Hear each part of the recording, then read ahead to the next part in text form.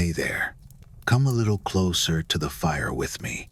I know it sounds strange to begin a bedtime story with makeup, but tonight, the darker truth is this. In ancient Egypt, a face was not just a face, it was a passport for the soul. Imagine waking up beside the Nile and spending 3, sometimes 4 hours every morning, painting, washing, polishing, perfuming, not for romance, not for a party, not even for the neighbors.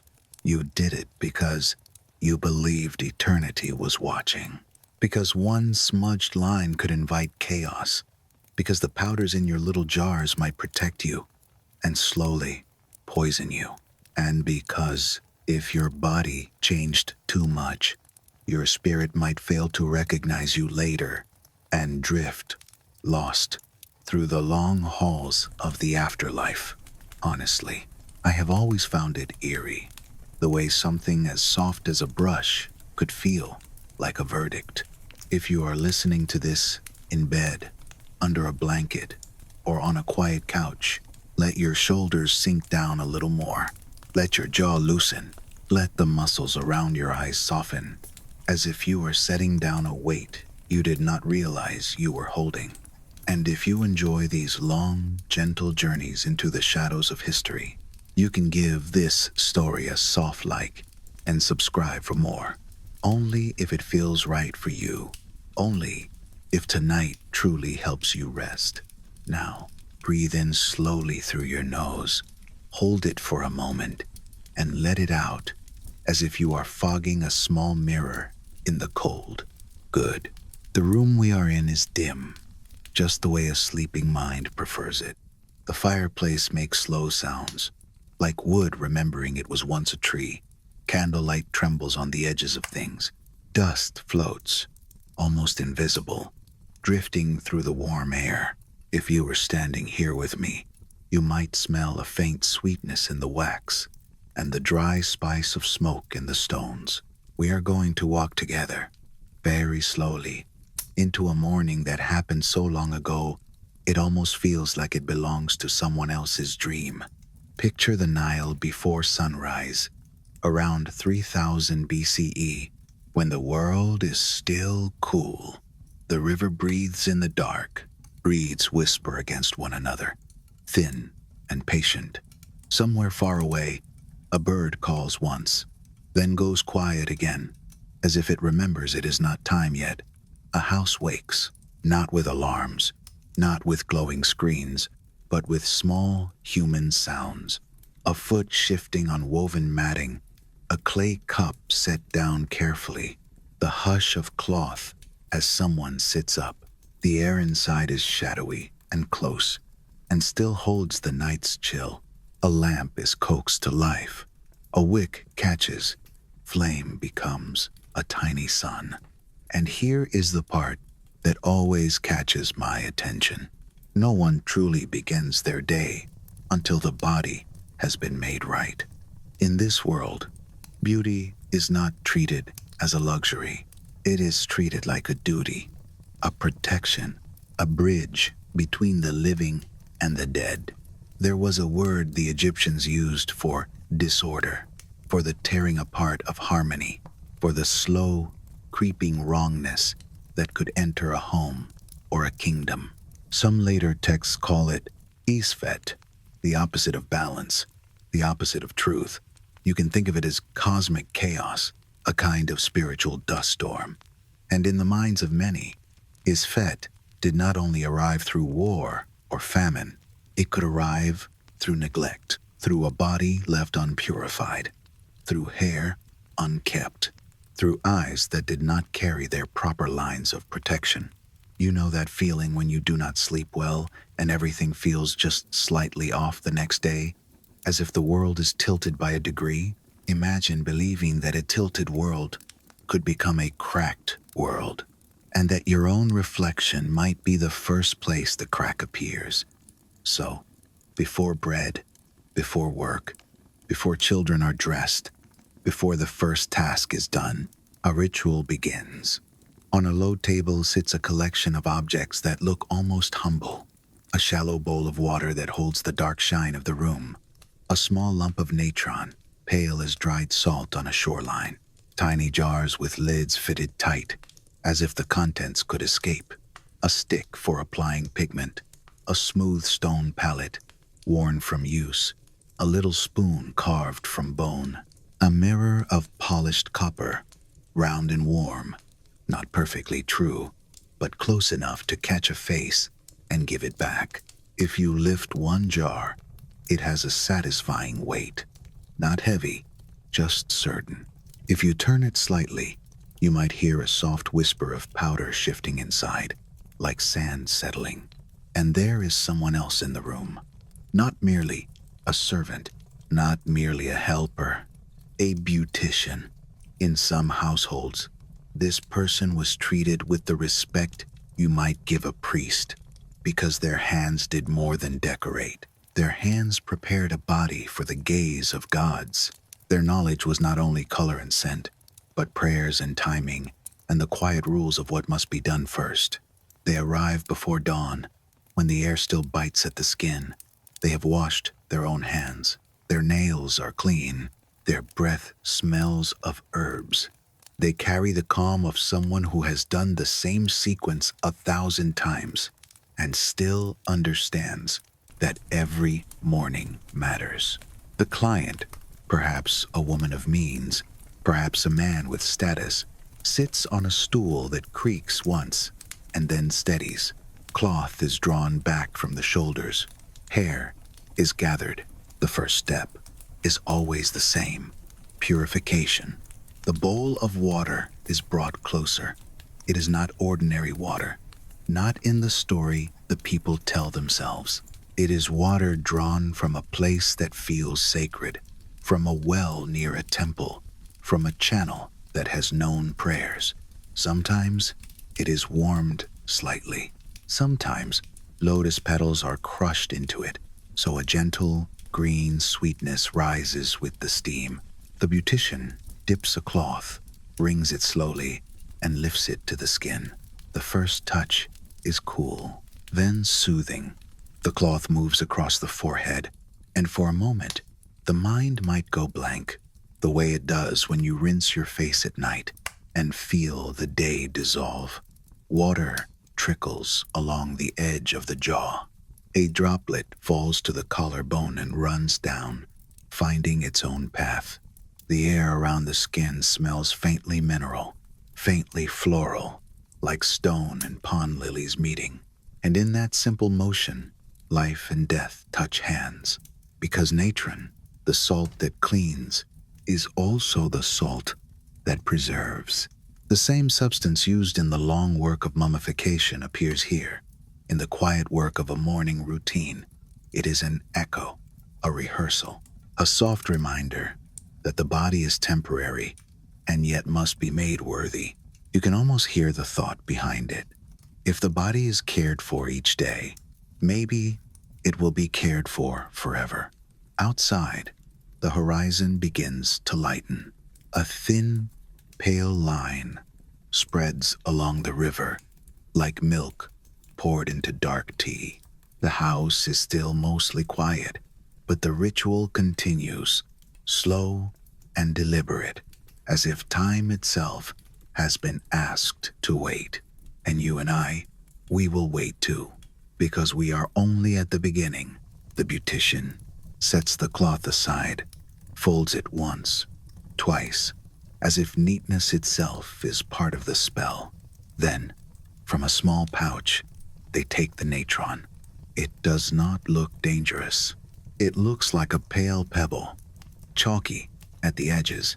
When it touches water, it softens, and the water turns slightly cloudy, as if the bowl has become a tiny, private river.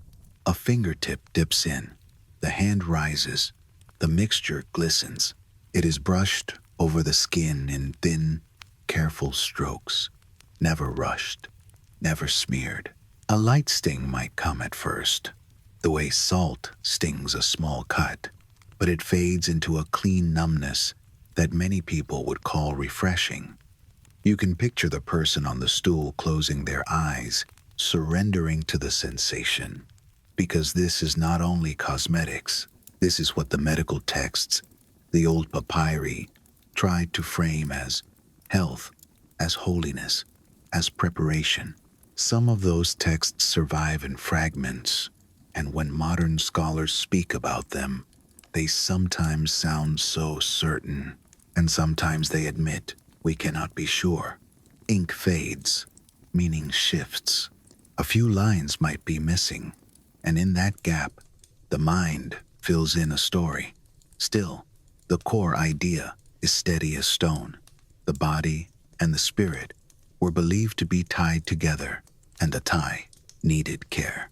There's a thought I cannot shake when I imagine that copper mirror, warmed by hands, tilted to catch a face in the rising light. The ancient Egyptians had many ways of describing the soul. They spoke of breath. They spoke of personality. They spoke of something like a double, a companion self that might move between worlds.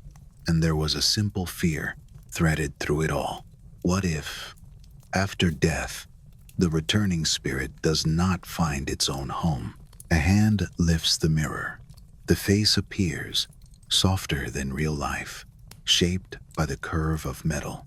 Candlelight adds warmth to the cheeks. Shadows deepen the eyes. The person stares and perhaps whispers something that sounds like a prayer, or perhaps just a private promise. Keep me known. Sometimes those mirrors were inscribed. Little lines of devotion, little requests addressed upward. If you were to hold one, you might read words asking the gods to preserve beauty not only now, but later, forever. The idea is tender and also haunting. To ask the universe to keep your features steady, as if your cheekbones and eyelids were as important as your kindness, your courage, your love. You can feel the pressure of it, and you can also feel how it might become comforting in its own strange way. A routine is a rope. It gives the mind something to hold. Inside, the next objects come forward. A small jar is opened, and the sound is subtle. A tiny pop of seal breaking. The lid lifts, and a darker scent rises. Mineral, smoky, almost metallic. The powder inside is fine. So fine it clings to the air for a moment, and then falls again. This is where the day becomes a little more eerie, because this powder, this blackness, is beloved.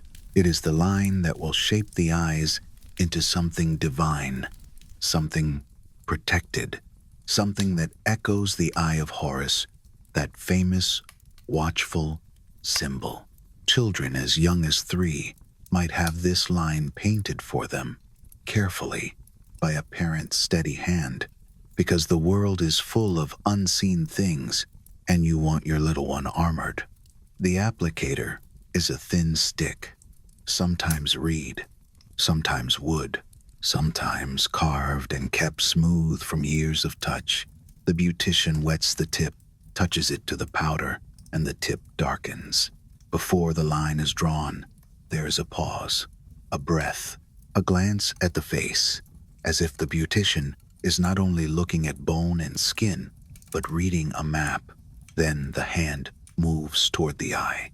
Slowly, so slowly. If you have ever tried to apply eyeliner when your hands are tired, you know how delicate this moment is. A tiny tremble changes everything. A blink ruins the work. So the person on the stool holds still, holding their breath without realizing they are doing it, while the stick touches the skin at the inner corner and begins to travel. A coolness, a soft drag, a faint tickle at the lashes. The line grows, a dark river along the lid. It extends outward, sometimes longer than the eye itself, shaping the face into a myth. It is beautiful, yes, but it is also a barrier, an amulet, a sign to whatever spirits might be drifting nearby that this person is not unguarded. And here is the secret that makes my skin prickle. even as I speak softly to you beside this fire. Many of these powders, the finest ones, the most prized ones, were not innocent. They could carry lead, copper, sometimes arsenic. In tiny amounts, day after day, they could seep into the body like a slow flood you do not notice until it reaches your ankles, then your knees, then your chest. No one in the room speaks of that. Not directly. The jar is precious. The shimmer in the pigment is admired. The wealthy love the way it catches light, the way it makes the eye look almost supernatural, like the gaze of a statue that might wake. The beautician continues, steady and practiced. The second eye is lined to match the first. The symmetry is checked in the mirror. A small correction is made, a whisper of pigment added, then smoothed. And when the eyes open again, there is a moment, just a moment, where the person seems changed, more awake, more composed, more protected. The candlelight reflects in the dark lines, and for a breath, it feels as if the ancient gods are leaning closer, curious, approving, hungry for order.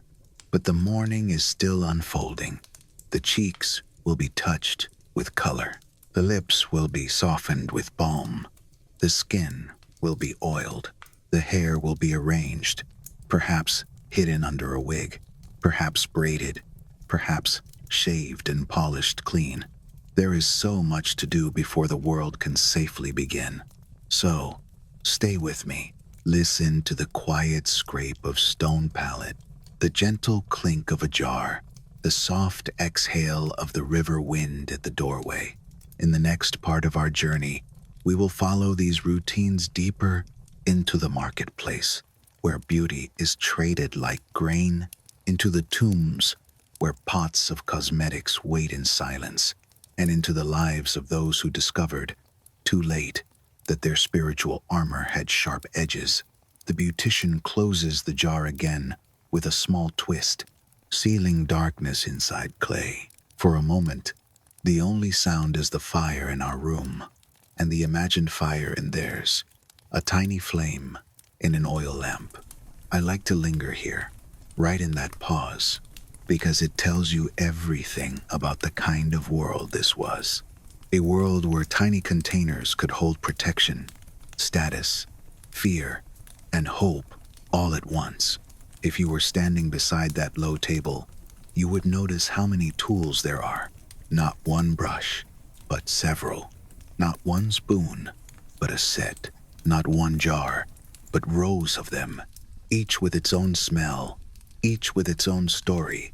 Some are plain, some are carved, some are stamped with names, as if a person wanted to make sure the gods remembered exactly who owned the finest green pigment in the city.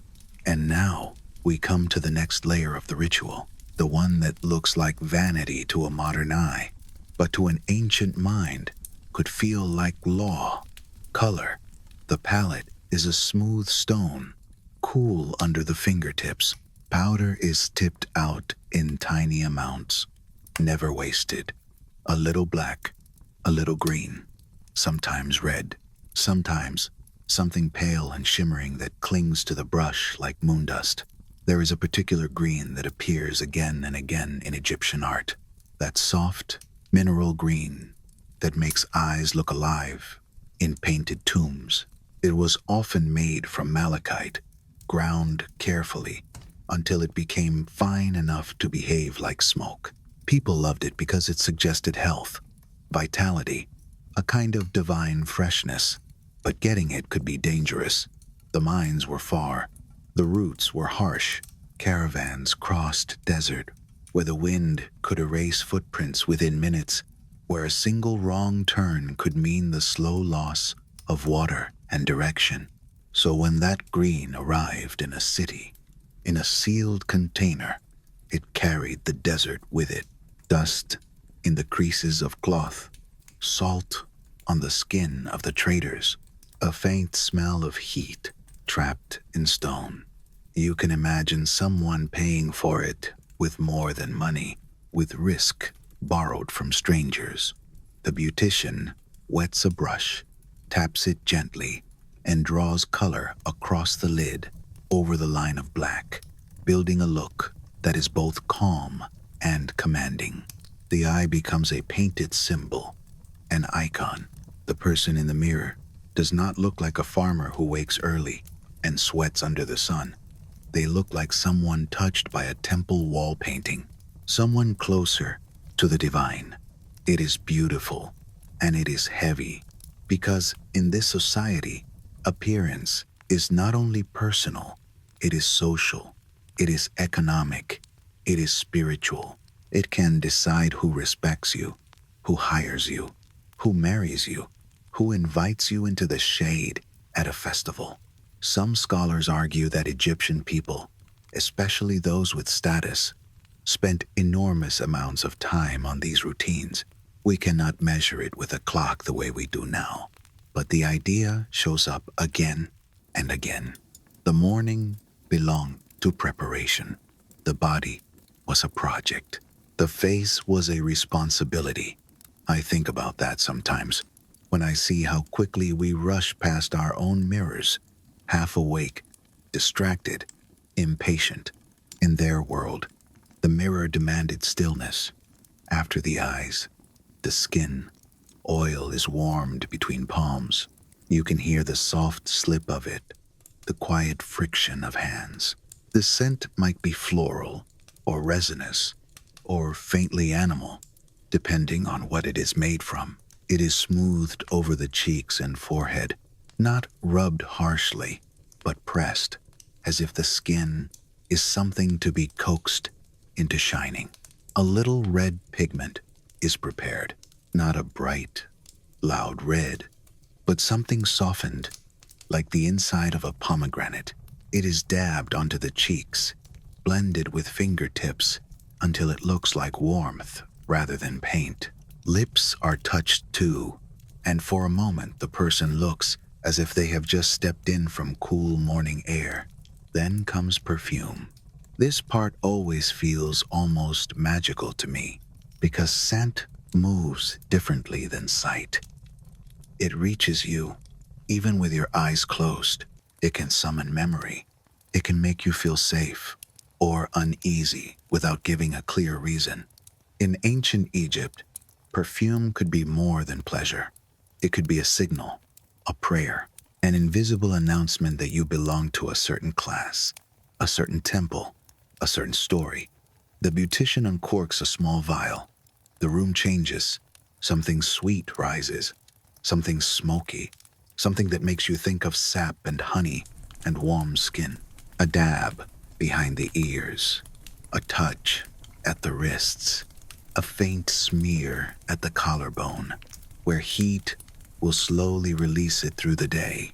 And you can already see how a whole industry could bloom around this. Thousands of tools have been found from that world. Applicators, palettes, jars, spoons, mirrors.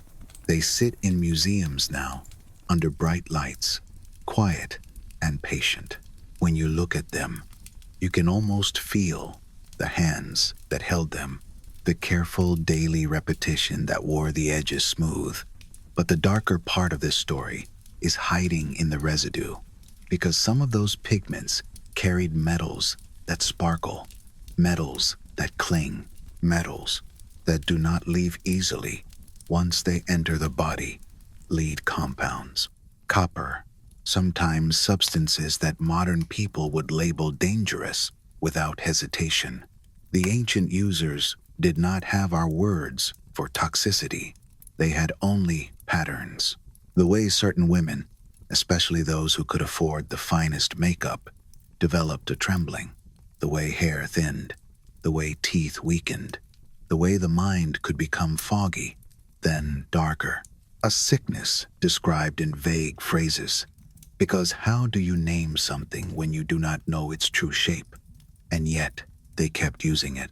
That is the part that feels most human and most sad. Not because they were foolish, but because pressure can make a poison feel like a requirement. There were safer alternatives. Charcoal mixed with fat, could make a decent black. Herbs could tint the lips. But the safest options were often dismissed as ordinary, as poor, as not worthy of the gods.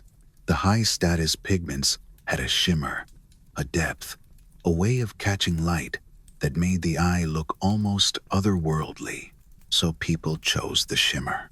If you have ever felt the pull of something you know is not good for you, simply because it makes you feel accepted, you understand this. In some homes, children were introduced to these rituals very young. A mother steadies a small chin with her fingers. A child blinks, impatient, curious, trusting. The black line is applied with gentle care, and the parent murmurs that it will protect against evil, against sickness, against the hard stare of jealous spirits. The child does not know what lead is. The child only knows love, and the warmth of a hand, and the feeling of being made beautiful. And in that tenderness, something dark takes root. Now, here is another surprise that many people forget. It was not only women. Men wore cosmetics too. Kings, priests, officials, scribes, warriors, who wanted the gods to recognize them as favored. There are tombs where pots of pigment were placed beside weapons, as if eyeliner and a blade belonged to the same set of tools. They were preparing for eternity in a very literal way. Cosmetics were not thrown away when the body died. They were packed, stored, carried forward, because the afterlife, in their imagination, was not a vague cloud of spirits. It was a continuation. The soul would need its familiar body. The body would need its familiar face. The face would need its familiar protection. Even mirrors were given a role in that future. Some were buried with the dead, as if the departed might still want to check their appearance, even in the silent halls beyond breath. I find that both touching and unsettling. To bring a mirror into darkness and hope it still reflects you back, and somewhere in the midst of all this devotion, a new kind of fear begins to form. Not the fear of monsters in the desert, not the fear of war, a quieter fear, the fear that you might wake one day and not be able to keep up, that your routine might slip, that your jar might run empty, that your skin might change, that your face might betray your mortality. The fear that Isfet, that cosmic disorder, is waiting for the smallest weakness. So you apply again, you wash again, you polish again. You spend what you must spend. You hire who you must hire. You trade grain, gold, favors, promises. The beauty industry, even in its earliest forms, becomes a river of its own, flowing through the city, carrying desire, carrying anxiety, carrying profit. And because money can turn any ritual into a marketplace, the rare ingredients become symbols of power. A green powder worth more than gold by weight, a perfume blended from faraway resins, an oil pressed from seeds that grow only in certain fields, a brush made from the fur of an animal considered sacred. People begin to talk about who wears what, who can afford which scent, who has the newest shade. They begin to watch. If you want, imagine that marketplace with me for a little while, because markets tell the truth that temples sometimes hide. The sun is higher now. The river smell changes, warmer, more alive. Linen awnings stretch overhead, casting striped shade. Footsteps scuff through sand that has been carried in from the streets. You can hear merchants calling softly, not shouting, because their best customers do not like noise. They like confidence. They like secrets. On a mat lies a line of little jars, some sealed with wax, some stoppered with carved wood. A woman leans over them, her bracelets clicking like tiny bells. She does not touch yet. She watches. She waits for the seller to show respect. to explain the origin of each ingredient, as if reciting a family tree. This one came from the Sinai. This one came from Punt. This one was ground in a workshop that belongs to a temple, blessed before sunrise. This one was carried over the desert in a leather pouch tied close to a rider's chest so no thief could snatch it in the night. And sometimes the price is paid with a body. A caravan arrives from the east, and the camels are tired. Their sides rise and fall in slow breaths. Their knees are dusty. Men unload bundles wrapped in cloth. Inside are stones that will become powder, resins that will become scent, and little chunks of mineral that shine strangely as if they contain captive stars. Those chunks are admired because they shimmer, because they make the eyes look like the eyes of statues, because they do not wash away easily. No one talks about what else they do. In the hush of a museum, centuries later, scientists scrape a tiny sample from a cosmetic spoon and find metal where there should have been only earth. They hold it under lamps, under lenses, and the truth glitters back at them, cold and indifferent. The tools feel innocent. The residue does not. There is one more detail that lingers with me, and it is almost too modern. Some wealthy Egyptians seem to have wanted their makeup to last, even when they could not, or would not, spend hours repainting it. There are hints in later studies and in physical evidence that some people used semi-permanent markings, little tattoos placed where eyeliner would go, where beauty would be expected, so the face would never appear bare, never appear vulnerable. Imagine that desire to wake up already protected, to never be caught without your armor, to never risk that single humiliating moment when someone sees you unpainted and decides you are lesser. It is both practical and heartbreaking. Because what does it say about a society when bare skin feels like danger, when a natural face feels like an invitation to chaos? So the rituals deepen, the tools multiply, the time stretches, and all the while, somewhere in the body, unseen, the smallest particles settle, a quiet bargain, a slow exchange, beauty for safety, safety for sickness, sickness for status.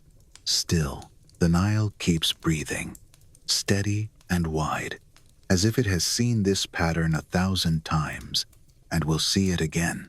And we will keep following that river, downstream toward the palaces, toward the great names, toward the legend that has been painted over and over until the paint itself became the story.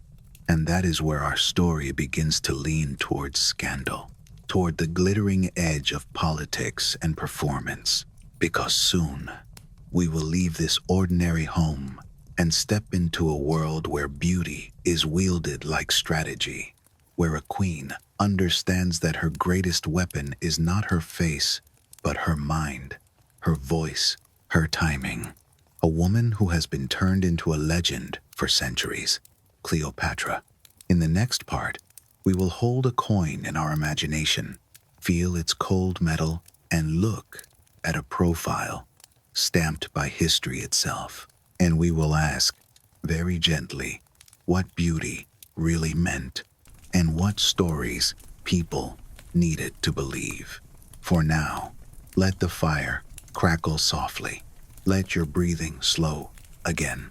Let the idea of all those ancient jars and mirrors drift away like smoke, because the night is still safe, and you are here, listening, and you do not need to earn your rest.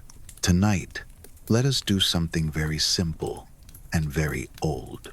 Let us hold a coin, not in a museum case, not behind glass, not under a spotlight, but in the quiet warmth of our imagination. If you were standing here with me by the fire, I would place it in your palm, and you would feel how honest metal can be. Cool at first, Then, slowly warming as your skin lends it a little life, the edge would be worn. The face stamped into it would not be smooth or flattering, because a coin is not made to charm. A coin is made to declare, and it is one of the strangest things about Cleopatra. We do not need poetry to imagine her face. We have objects that were touched, traded, counted, lost, found. Again, we have her profile pressed into silver and bronze while she was still breathing. Some historians and curators point out that coins can be propaganda, that engravers could exaggerate features, that political messaging might matter more than accuracy. That is true. It is debated. Still, when you look at a face repeated again and again, minted across years, it begins to feel like a stubborn outline, like a shadow that refuses to be edited. The profile shows a prominent nose, a strong chin, a kind of severity, not the soft, symmetrical perfection that films love to promise. Not a face designed to vanish into a crowd, a face designed to be remembered. Honestly, I have always found that more unsettling than any romantic legend, because it suggests that her power did not come from being universally adored at first glance. It came from something deeper, something chosen. Let the fire breathe beside you while you picture Alexandria, the city of scrolls and salt air, the harbor crowded with sails, the streets humming with many languages at once. Even at night, you can imagine the faint smell of fish, ink, hot stone, and incense. The world of Cleopatra was not quiet. It was layered. She was not, in the strictest sense, Egyptian by blood. She belonged to a Macedonian Greek dynasty that had ruled for generations, a family that clung to itself with strange traditions, including marriages that were meant to keep power sealed, the way a jar keeps perfume from evaporating. It is easy to judge from far away in our modern light. In their world, it was a way to reduce uncertainty, a way to keep the throne from being diluted. Still, when you imagine a young woman being bound into that system, it feels cold, like a room with no windows. And yet she did something that many of her ancestors did not bother to do. She learned the language of the people she ruled. You can almost see her practicing, not lazily, but with the focus of someone sharpening a blade. A tutor murmurs a phrase, and she repeats it, shaping the sounds carefully. Her mouth learns new rhythms. Her ears learn new patterns. She collects words the way other rulers collect jewels. Some ancient sources claim she spoke many languages, and modern scholars debate the exact number, the exact proof. But the general picture remains. She was unusually skilled, unusually attentive, unusually willing to step outside the comfortable walls of a court that could have kept her insulated forever. And that willingness was not softness, it was strategy. In my mind, Cleopatra is often pictured walking through corridors where the air smells of papyrus and oil lamps, where footsteps echo on stone, where servants lower their eyes. She moves with a controlled pace, not hurried, not idle. She knows how she is seen. She knows how silence can be used. Her bracelets do not clatter. Her presence is not loud. It is deliberate. Now, let us come to one of the most famous scenes in her story, the one people repeat like a spell, the carpet.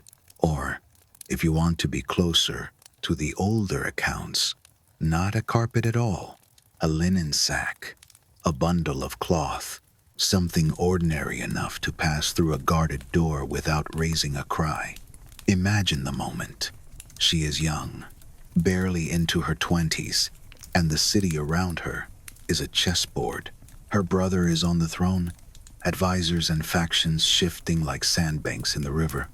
Cleopatra needs Julius Caesar, the Roman force that could tilt everything. She cannot simply walk in with a crown on her head and demand help. She must enter like a riddle, so she is hidden. Think about the physical sensation of it, the tightness of linen, the smell of stored fabric and dust, the heat building under layers, her breath shallow so it will not be heard, her mind counting steps, listening for the change in voices, the scrape of sandals, the brief pause at a doorway. If you have ever held your breath while someone passes your room at night, you know the feeling. The world narrows to sound.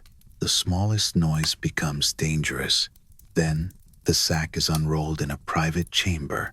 Light spills in, and she emerges, not with theatrical grace, not with glittering beauty as the movies prefer, but with something far more captivating: composure after risk, the kind of calm that makes others sit up straighter without knowing why. And here comes a detail that makes the story feel like a quiet thunderclap. She speaks to Caesar in his own language, Latin, not as a supplicant, not as a novelty, but as someone who has chosen to meet him on his ground.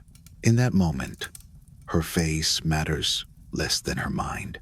Her eyes matter less than her timing. Her beauty, if we want to call it that, is the beauty of precision.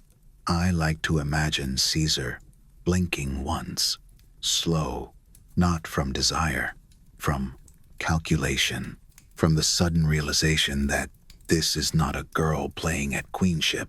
This is a ruler who understands how power moves. And yes, Cleopatra did use cosmetics. She was raised in a world where beauty rituals were woven into daily life like linen threads. She knew the oils, the powders, the perfumes, but she used them the way a commander uses armor, not as decoration, as message. There are old accounts that describe her bathing in donkey milk, infused with honey and oil. We cannot prove every detail, but the idea is plausible enough to have survived. And what fascinates me is how close those ingredients sit to modern skin science. Milk holds acids that soften skin. Honey is soothing. Oils lock in moisture. It is not magic. It is observation, passed down as luxury. Picture that bath as a warm chamber where steam clings to the walls. A servant pours milk from a clay vessel, thick and pale, and the surface ripples like moonlight on water. Honey dissolves slowly, sinking in gold threads. A faint sweetness rises. Cleopatra steps in, and for a moment, politics waits outside the door. Her shoulders sink, her breath deepens. Even queens need a place to exhale. But she never stayed in that softness for long, because her world demanded performance, and her performances were weapons. People love to talk about the pearl she dissolved in vinegar, as if it was only an indulgent display. It may have been. It may also have been a demonstration of knowledge. Vinegar eats calcium. A pearl becomes a cloudy swirl, and then a drink. A gesture that says, I understand the nature of things. I can turn treasure into proof. And then there is her voice. Ancient writers, even those who disliked her, often admitted something about the way she spoke. Not simply what she said, but how. The rise and fall of tone, the pacing, the careful placement of pauses, the way her words could feel like hands. If you are listening to me now, you already understand how a voice can shape a room, how it can slow your heart, how it can make you trust, or doubt, or lean closer. Cleopatra trained in that art, and she carried it like a hidden instrument under her ribs. It is strange to think that her greatest seduction might have been rhythm, not the symmetry of cheeks, not the color of lips, rhythm. And yet, it makes sense. Because Rome was filled with men who had seen beautiful faces. Alexandria was filled with women who wore pigments that could make anyone appear divine. Beauty alone was common. What was rare was the ability to turn conversation into a net. Now, let us drift to another scene, one that shimmers like heat above water. Mark Antony. The river is wider here, and the air tastes of salt and reeds. A barge approaches, and it is not subtle. It is a moving stage. Purple sails swell gently. Oars dip in unison, silver in the sun. Perfume drifts ahead of the boat like a prophecy, reaching the shore before Cleopatra does. People on land lift their heads, inhale, and feel something shift inside them. A scent can do that. It can make you anticipate without reason. It can make you want. Cleopatra understood that too. Some sources describe her arrival as Venus, as Isis, as something divine. We can never fully separate fact from performance when it comes to her, because performance was her fact. The entrance was meant to say, Egypt is not merely a province. Egypt is wealth. Egypt is old. Egypt is necessary. Rome, exhausted by civil war, needed resources. Antony needed allies. Cleopatra arrived as an answer wrapped in theater. Imagine Antony watching from the shore. He has seen battlefields. He has seen blood.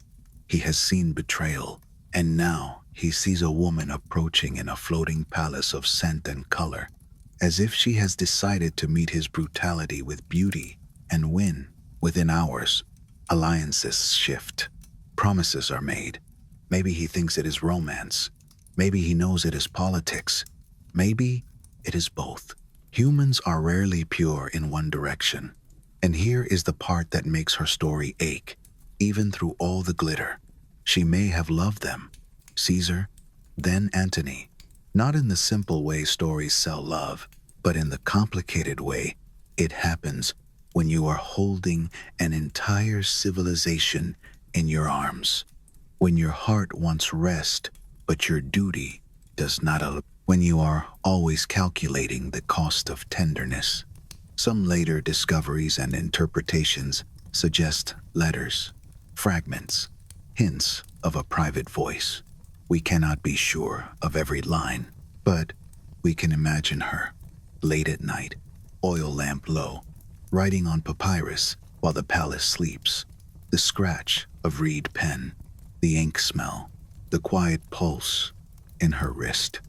A sentence begins, then stops. She presses her lips together, as if choosing honesty is dangerous. Then she writes again.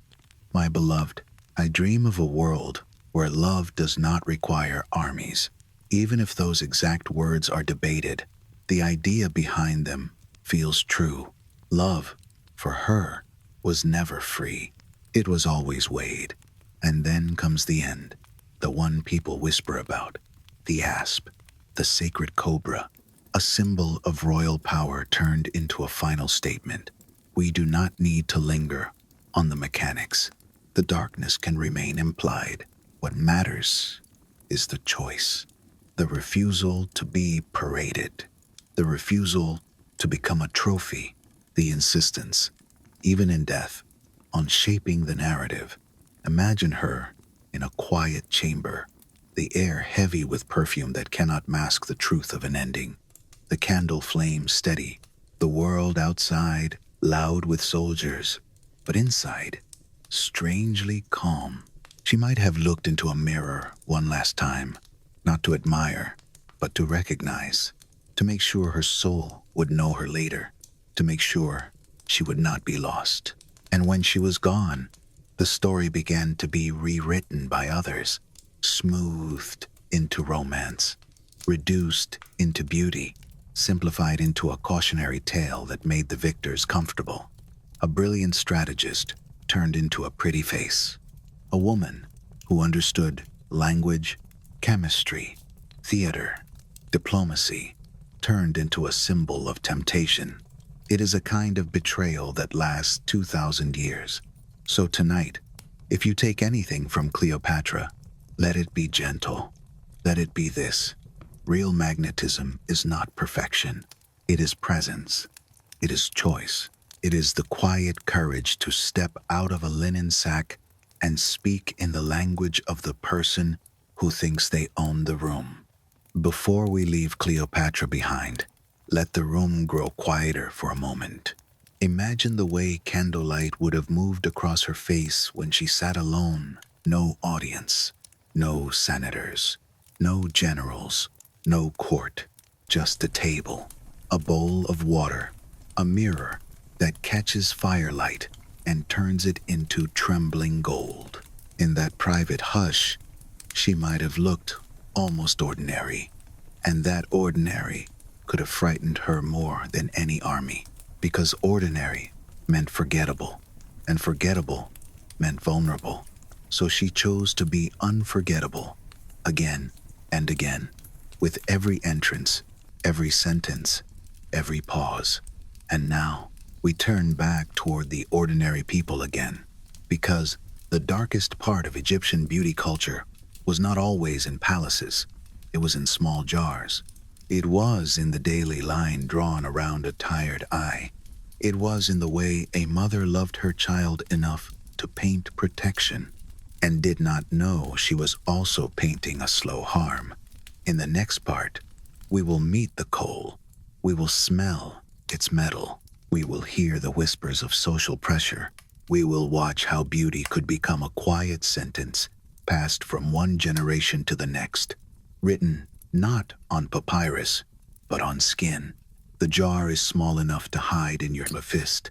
That is what makes it so chilling. If you were standing with me in an ancient room with mud brick walls and a reed mat underfoot, you might see it sitting beside the mirror like a harmless pebble, a container of kohl, black powder, a tool for drawing those famous Egyptian lines that seem to pull the eyes into divinity. It looks like nothing, a dark dust that clings to the fingertip, a tiny stick, a calm hand. And yet, when people in our time studied the residue left inside hundreds of these containers, they found something that changes the feeling of the whole scene. Not only soot, not only charcoal, often a heavy metal presence, lead compounds, in concentrations that modern safety standards would call impossible. The numbers themselves can be debated, depending on method and sample, but the pattern is hard to ignore. The most prized kohl was not simply pigment. It was a slow companion, the kind that arrives without drama, settles in quietly, and stays. Now, let us step into the sandals of someone who is not a queen, not a myth, not a statue, a woman of the middle class. Let us call her Anka, because names from that world sometimes survive like footprints in clay. She lives in Memphis, around 2000 BCE, in a neighborhood where mornings smell of bread and river damp, where the streets are busy with carts, voices, donkeys, children carrying jars of water with the seriousness of little adults. Anka wakes before the heat. The room is dim. Her husband breathes softly. A child stirs, then settles again. In the corner, a small lamp flickers. She sits up and feels the familiar stiffness in her back, the weight of sleep still in her bones. And before she becomes wife, mother, worker, citizen, she becomes a face. She reaches for the bowl of water. She touches the rim, cool clay against her fingers. The water is not sacred temple water for her, not always, but it is clean enough, precious enough. She splashes a little onto her cheeks, and the skin tightens. She rubs gently, not wasting a drop. Then she opens the jar. The lid turns with a soft scrape. A smell rises that is hard to describe. Part mineral, part smoke, part something like old coins. Her applicator is a thin stick. She wets it, touches it to the powder, and the tip becomes black. This moment is always quiet because it requires trust. She leans close to the mirror, copper or polished bronze, and her own eye stares back, larger and darker than usual, because the metal curves reality. The candle flame makes her pupils look like they hold tiny fires. Anka draws the line, not rushed, a gentle drag along the lid, a tiny pause when her hand hesitates at the corner, as if she can feel the consequences of a mistake. A breath held without meaning to. She extends the line outward, a little wing, a little arrow, a little echo of the Eye of Horus. And as she does, she tells herself what everyone tells themselves. This protects me. It keeps flies away. It wards off sickness. It shields me from envy. It makes the gods recognize that I respect order. And in some ways, it may have helped. Some researchers suggest that certain mineral mixtures could reduce infection and repel insects. And that is the cruel twist of this story. A substance can give comfort in one way and take comfort in another. A small protection traded for a large harm. When she finishes, she looks at her reflection and feels a brief relief. She is ready. She can step outside without the shame of bare eyes. She can greet neighbors. She can bargain at a stall. She can attend a small temple offering if she must. She can exist without feeling exposed. That feeling matters because the pressure is not only in her own mind, it is in the eyes of others. Imagine her walking through the street. The air is still cool, but warming. Dust sticks to ankles. Linen flutters against calves. Sand crunches softly underfoot. She passes another woman, and they glance at each other. Quick, the glance holds evaluation, the way humans do, without meaning to. Are you proper? Are you respectable? Are you guarded? If Anka were to step outside without kohl, she might be treated as careless, or poor, or worse. Some people might whisper that she is inviting chaos, that she is unprotected, that she is dangerous simply by appearing unfinished. It sounds absurd, I know, but social rules often sound absurd from far away. From close up, they feel like gravity. And there were consequences: divorce, threats, loss of status, mockery, rumors that could harden into accusations. A woman who looked wrong could be punished by the softness of society turning sharp. Sananka keeps applying, day after day, year after year, and the powder, unseen, begins to do its quiet work. It enters through the skin, through tiny cuts, through the wet line near the tear duct, through the simple fact of being close to the eye, a place that absorbs and drinks. At first, nothing seems wrong. That is part of the tragedy. The harm is slow. It does not announce itself. Then perhaps her hands tremble a little when she pours water. Perhaps she feels tired in a way sleep does not fix. Perhaps she loses hair, just slightly, and blames the heat. Perhaps her teeth ache. Perhaps she feels a strange fog in her thoughts, a darkness of mind that she cannot describe, and she wonders if a spirit has touched her. Ancient medical texts sometimes describe symptoms like weakness of limbs, trembling, heaviness of thought. Modern people read those lines and make cautious connections, careful not to overstate. We can never diagnose the past with perfect certainty. Still, the overlap can feel eerie. And here is another layer, darker still. The finest kohl was not evenly distributed. Wealth made the poison more available. The richest women could afford the most shimmering, most metallic, most admired product. The very feature that made it desirable, that subtle sparkle, could come from minerals that carried heavier dangers. So the women most praised for beauty might also be the women quietly accumulating sickness. There is a mummy found long after Anka's time, a woman buried with care, a mask over her face, and on that mask, the lines of kohl are perfect, even in death. Archaeologists see it and feel wonder, but wonder and grief can live in the same breath because tests on remains sometimes reveal high metal concentrations, as if the body kept a record of everything it had been fed. Bones as archives, teeth as witnesses. Imagine the irony.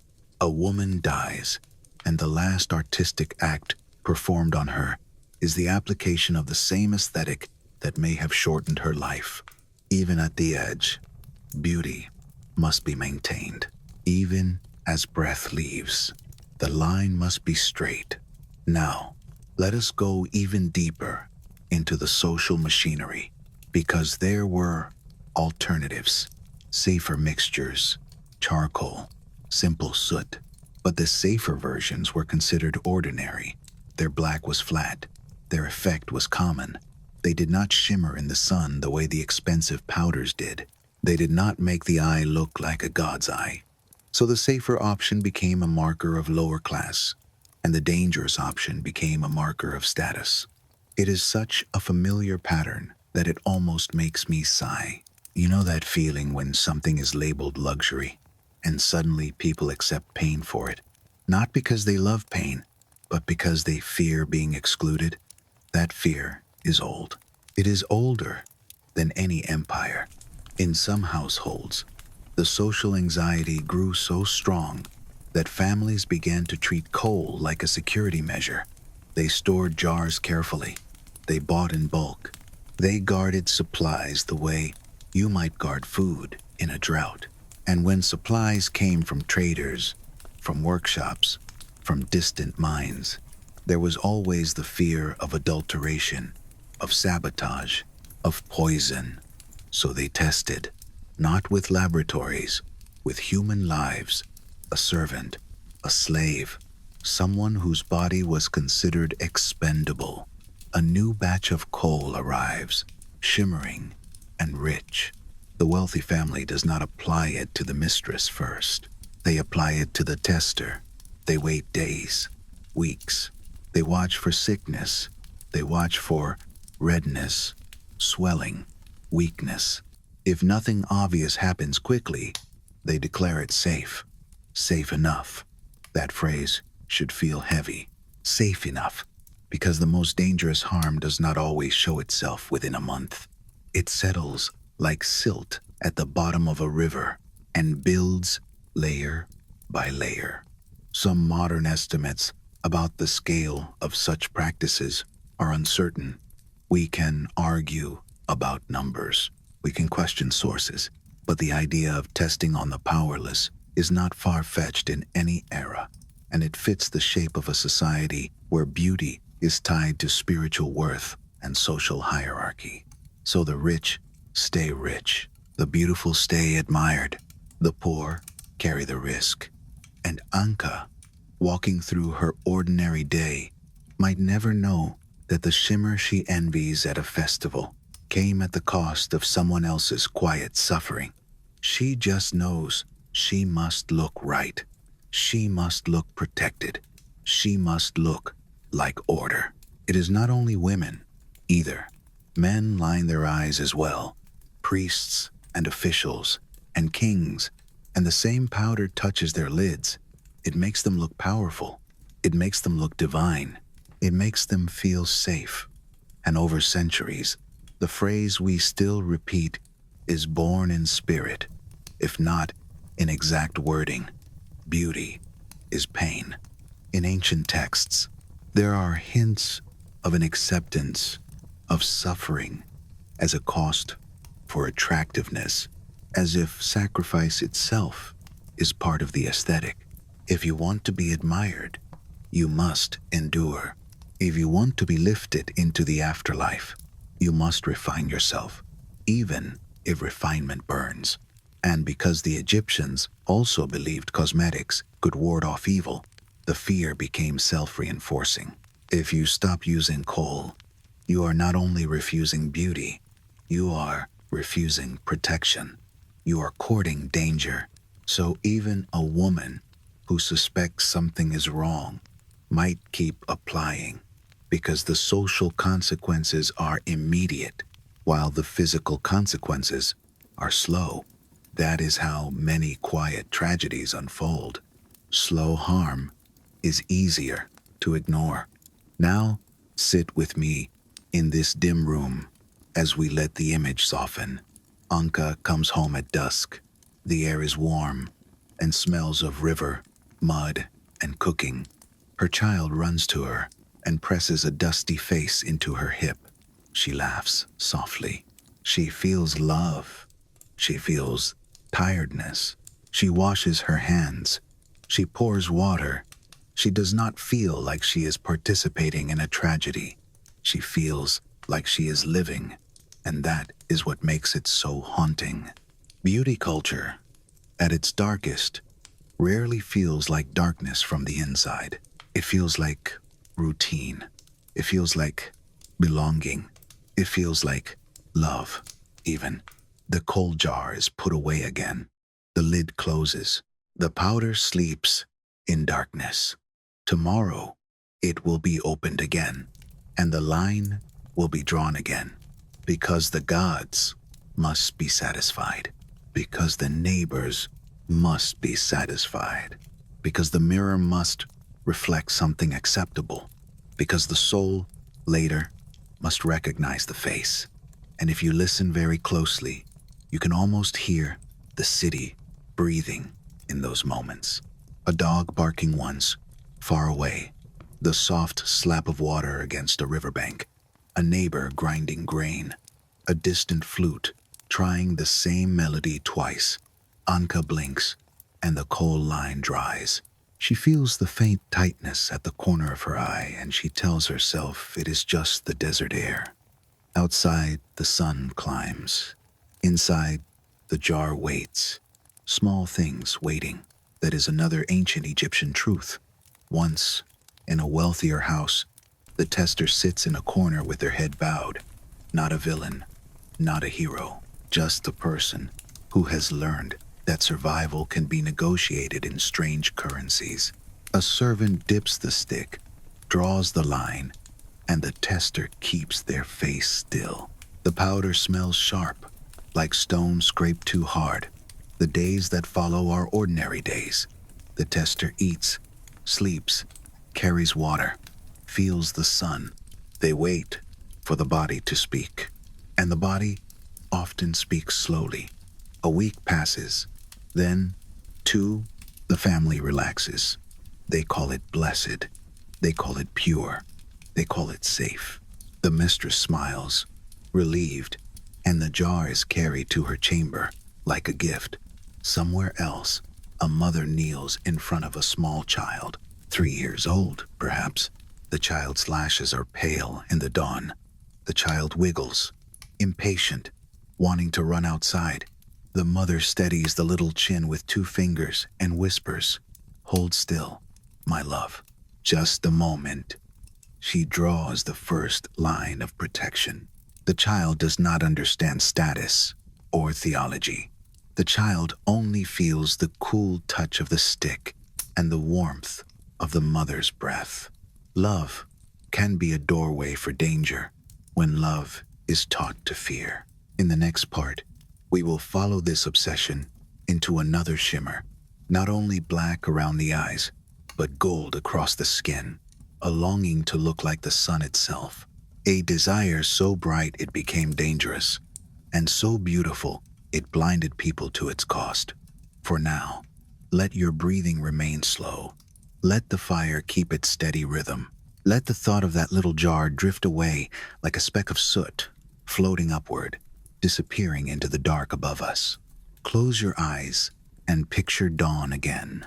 But this time, the light feels heavier, not only because the sun is rising over the Nile, spilling gold across the water, but because people are staring at that gold as if it were a command. They wanted to become it. I know it sounds like a myth at first, The sort of claim you might hear in a breathy tour guide story and then forget. Yet, when you look at the way the Egyptians spoke about their gods, you begin to understand the logic that led them there. The gods were described as radiant, as shining, as made of imperishable materials. Gold does not rust. Gold does not rot. Gold refuses decay the way a stubborn thought refuses sleep. So if the gods were golden, and if the afterlife was real, then a person who wanted to be closer to the gods might start to chase that same color, not as fashion, but as proof. If you were standing here with me, I would hold my hands out toward the fire and let you see how the flame stains skin with warm illusion. Just for a moment, your fingers look gilded, like coins. It is easy to fall in love with that effect. Easy to imagine that, if you could keep it, you could keep something else too. Youth, favor, safety, and then the story turns, softly, into the kind of darkness that does not jump out, but seeps in. Let us follow a wealthy woman, not a queen, not a figure from a famous bust, but someone whose name might only survive in a contract or a scrap of papyrus. We will call her Tawi, because names like that still echo in translations, and because I want her to feel like a person, not a lesson. Tawi lives in the New Kingdom period, when Egypt is powerful enough to dream extravagantly. Her courtyard is shaded with linen awnings. A small fountain trickles. The air smells of lotus and warmed stone. Servants move quietly, barefoot, carrying trays, jars, folded cloth. For days, she has been preparing for a golden skin treatment, not a casual dab of bronzing oil, not a few minutes in the sun. This is an event, a ritual, a purchase that announces her place in the world. She fasts. That is part of it. Fasting makes her lightheaded, and she mistakes that for purity. Her stomach tightens in small waves. Her mouth tastes dry. She tells herself it is sacred discipline, not simple dehydration. On the morning of the treatment, she is led to a room with smooth walls and low light. The floor is cool. The scent is thick, sweet at first, then sharply mineral. A bowl is placed in front of her, and she hears the slow stirring of a mixture that sounds like wet sand being coaxed into softness. If you lean closer in your mind, you can almost hear each ingredient arriving. A spoonful of fat, heavy and waxy, melting with warmth. A pinch of crushed stone, fine as flour. A shimmer of powdered malachite, green like deep water. A dusting of something that catches the light as if it has its own memory of the sky. Some accounts mention crocodile fat, some mention desert glass, some suggest meteoric fragments. Because what could be more convincing than wearing a piece of the heavens on your skin? We cannot be certain of every recipe, and modern claims about radioactivity in ancient materials are debated. Still, it is true that certain sands and glass-like deposits can contain trace elements that behave strangely in the body, and it is true that people have always mixed dangerous things into beauty because danger can feel like proof that the ritual matters. The golden skin preparers, a small guild with quiet authority, begin their work. They do not rush. They rub Tawi's skin with cloth until it warms and tingles. The friction makes her pores open. It makes her feel as if her body is becoming ready to accept a new identity. She shivers, not from cold, but from anticipation. Then the mixture touches her. At first it is cool and slick. Then it warms. Then it begins to set. They spread it in careful strokes, as if painting a statue. They speak in low voices, half instructions, half prayers. One recites words meant for Ra, the sun. words that ask for radiance without wrath. Another checks the evenness with a polished mirror, tilting it so the candlelight skims across Towie's shoulder, searching for patches where the glow is thin. Time stretches here. A single stroke becomes a ceremony. The brush moves. The skin responds. The scent rises. The room fills with the quiet sound of breath, of cloth, of a distant bird calling once outside the wall. When they finish, Tawi is led out into sunlight, and this is the part that makes people crave it, because she does not merely look tanned, she looks lit. Gold dust and oil and mineral shimmer catch the sun and throw it back. Her arms seem to glow. Her cheeks hold a warm sheen that makes her appear touched by something divine. People who see her do not only admire her beauty, they interpret it. They whisper that she has been favored, that she has been chosen. Tawi walks slowly through the courtyard, feeling eyes on her like gentle heat. She keeps her chin level. She makes her face calm. Inside, her heart flutters like a trapped moth. But the body remembers what the mind wants to ignore. Later that day, her skin feels tight. Not just tightened by oil, but tightened by something deeper. A faint itch begins near her collarbone. She scratches lightly and sees a tiny reddening. She tells herself, it is nothing. Over the next weeks, small signs appear. Hair in the bathwater, a strange nausea that comes and goes like a tide, a weariness that feels like it lives in the bones, not the muscles. She becomes irritable. Then, ashamed of irritability, she becomes forgetful. Then, frightened by forgetting, she drops a cup and blames a servant for placing it wrong. And later, alone, she stares at her own hands as if they belong to someone else. Some scholars argue that ancient accounts of wasting disease could describe many conditions: infections, malnutrition, parasitis. We cannot diagnose a person across millennia as if time were transparent. Yet the pattern in these stories is always the same. The glow remains, the body weakens. In papyrus-like imagination, you can see the cruel poetry of it. Tawi's skin holds a divine sheen, even as she begins to feel hollow. And because the culture around her interprets suffering as a sign of spiritual transformation, her symptoms are praised. She looks more ethereal, they say. She is becoming too radiant for the ordinary world, they say. They do not say she is being harmed. Her husband, proud of her appearance, commissions another treatment, monthly, perhaps. Why stop when the price paid seems to purchase admiration, and admiration feels like safety? In another quarter of the city, women who cannot afford the treatment watch from doorways. They see the glow and feel the bite of envy. Some of them try to imitate it with cheaper mixtures, scraping mineral from pottery shards, mixing it with oil, rubbing it on their own arms at night in secret. A few get rashes, a few get burns. They hide the marks under linen and pretend they are fine, because being ordinary is its own kind of wound in a world that worships radiance. And then there is the industry itself, the workshops, the caravans, the trade routes.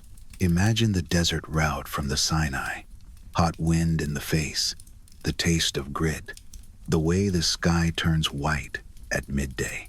Men lead donkeys loaded with sacks, not only of malachite and natron, but of rare powders and glassy stones. They travel under threat of bandits and thirst. Some do not make it. Their bones become part of the sand. The caravan continues, all for a glow, all for the chance that a wealthy woman will look like a goddess at a festival. The economic weight of it becomes another quiet catastrophe. Gold that might have repaired canals, fed workers, strengthened borders, becomes dust on skin. Wealth becomes literal surface. And still, the temptation remains, because the glow is beautiful. That is the hardest thing to admit. Beauty is not always innocent. Sometimes it is the sugar that helps the poison go down. Sometimes it is the lullaby that makes you forget you are walking toward a cliff. Let us return to Tawi one more time. Late at night, when her room is quiet and her servants have gone, she sits before a mirror. The mirror is not perfectly clear. It distorts slightly, and that distortion makes her face look more like the ideal in tomb paintings. She touches her cheek and feels warmth from the day still caught in her skin. The candlelight flickers, and the gold on her arms seems to move. For a moment, she feels powerful. For a moment, she feels safe. Then her fingers tremble, just slightly, just enough to make the moment crack. She draws her hands back into her lap, folds them, breathes slowly, as if calm could smooth the trembling away. She tells herself, tomorrow will be better. She tells herself, she is chosen. She tells herself, the gods are near. Outside, the Nile breathes in the dark. Water sound, reed sound, distant drums from a celebration far away. Inside, the glow waits on her skin like a promise that cannot be cashed. And as years pass, some bodies fail faster than others. Some women stop the treatments when illness becomes too loud to ignore. Some do not stop because stopping would mean admitting that the glow was never divine, only cosmetic. Stopping would mean stepping down from the pedestal their own society built. There is a harsh tenderness in that, the way people cling to an idea that harms them because the alternative is humiliation. If you are listening in bed right now, maybe with your blanket pulled close, let the thought of this soften rather than sharpen. Let it become a slow reminder that humans are always trying to bargain with time. We polish, we paint, we perfume, we reshape. We are afraid of fading. We are afraid of being forgotten. The Egyptians were afraid too.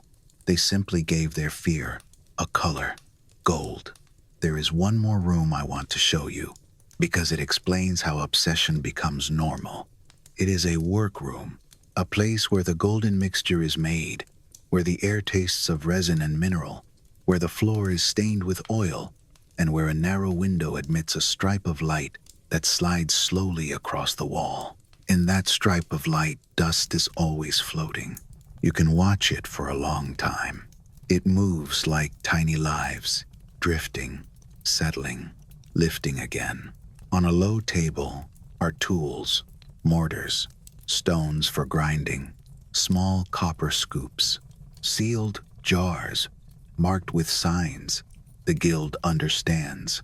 Some ingredients are ordinary, fats, oils, herbs. Some are expensive, malachite ground fine, leaf gold shaved into curls, pearls crushed into glittering grit. And some are simply strange, the kind that makes people lower their voices. A glass-like shard, pale green, a pebble with iron veins, said to have fallen from the sky. People who handle unusual minerals often notice patterns before they have words for them. They might not say radiation. They might say restless stone. They might blame a spirit, but they would notice that some batches made bodies fail faster. That knowledge, if it existed, would be dangerous knowledge, because telling the truth would threaten the business, and the business was a pillar of status. In a society where appearance is linked to cosmic order, a beauty guild is selling reassurance. It is selling the idea that chaos can be held back with the right color, so the knowledge stays quiet. In the treatment rooms, there is always someone watching, not only the mixer, the applicator, the buffer, the inspector with the mirror, the prayer reciter, who keeps the words flowing like oil, but also a watcher, a person who knows the body's small alarms, the change in breathing, the sudden pallor under the gold. The way dizziness can look like holiness if you want it to. Even that role tells you something. They expected harm. They planned around it. They made space for it inside the ceremony. When the golden skin fashion begins to fade in later centuries, it is not because everyone becomes wise overnight. Sometimes wisdom arrives as a shortage. A mine runs thin. A route becomes unsafe. A foreign power interrupts caravans. The ingredients that made the glow possible become rare, and rare becomes impossible. Yet the longing remains, like embers under ash. You can see it in paintings, in the way artists lean into radiance, as if they are trying to keep it alive on the wall. You can see it in inscriptions, on mirrors, prayers for beauty that do not end when life ends. So, let the fire crackle softly as we close this chapter of gold. Let the warmth settle into your shoulders. Let the image of the Nile at night, dark water holding starlight, remind you that real radiance does not need to be purchased. And now, let us drift toward hair, toward towering wigs that turned heads into altars, and toward the quiet crimes that began with a single missing lock. The firelight makes its own little halos on the walls, and as we leave the gold behind, I want you to notice something gentle. When a person becomes afraid of time, they often move upward, from skin to hair, from the glow on the arms to the shape above the brow, the silhouette that announces who you are before you even speak. In ancient Egypt, hair was not only hair, it was status, cleanliness, devotion, and sometimes a kind of mask worn so tightly that no one remembered what the face beneath it looked like. Picture dawn in Memphis, the air still cool, the river still breathing mist. A street vendor is unpacking figs. A donkey stamps once and snorts. Somewhere, a priest begins a chant that drifts like smoke through an alley. And inside a wealthy home, a woman sits on a low stool with her back straight, her hands resting on her knees as if she is trying to keep them from shaking.